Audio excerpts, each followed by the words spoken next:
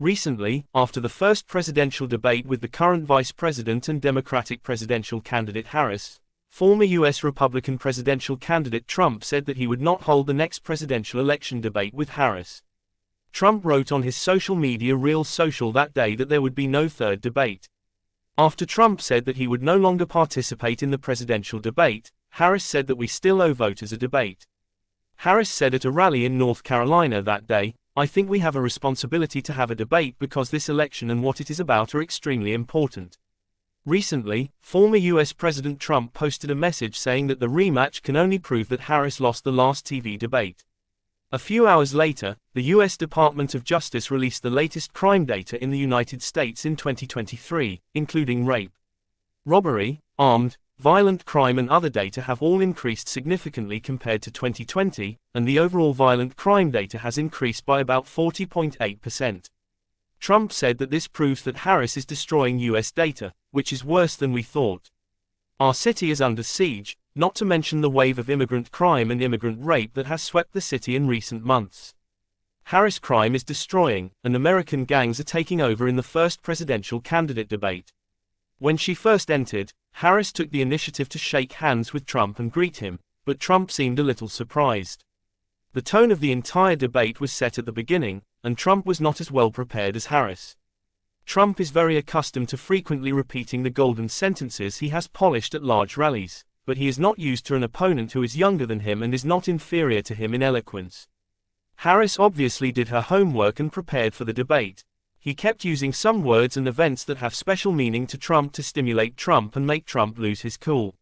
Recently, Kamala Harris, the Democratic candidate for the 2024 U.S. presidential election, announced at the podium of the United Center in Chicago, Illinois, in the finale of the Democratic National Convention that she officially accepted the presidential nomination, which had been confirmed through online vote counting after the current President Biden announced his withdrawal from the election a month ago.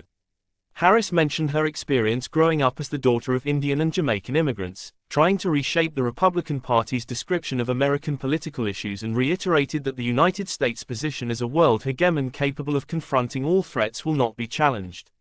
"Once again, we will not retreat."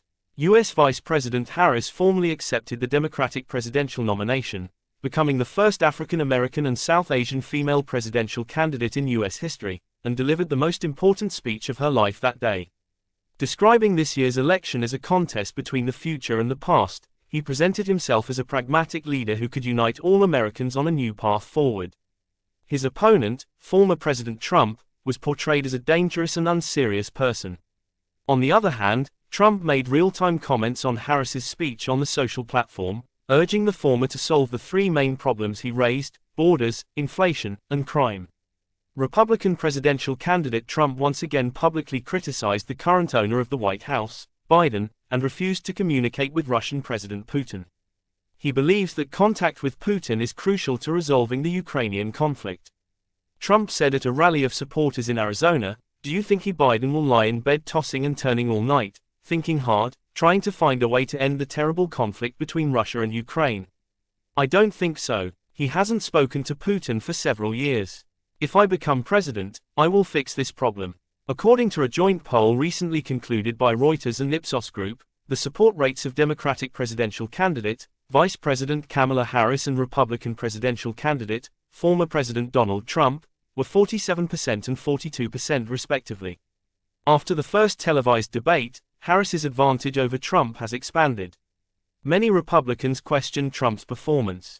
Among the Republican voters interviewed, 20% thought Trump did not look sharp, about 53% thought Trump won the debate, 31% thought no one won, and 14% thought Harris defeated Trump. In contrast, 91% of the Democratic voters interviewed thought Harris was the winner. The Republican National Convention of the United States ended a few days ago.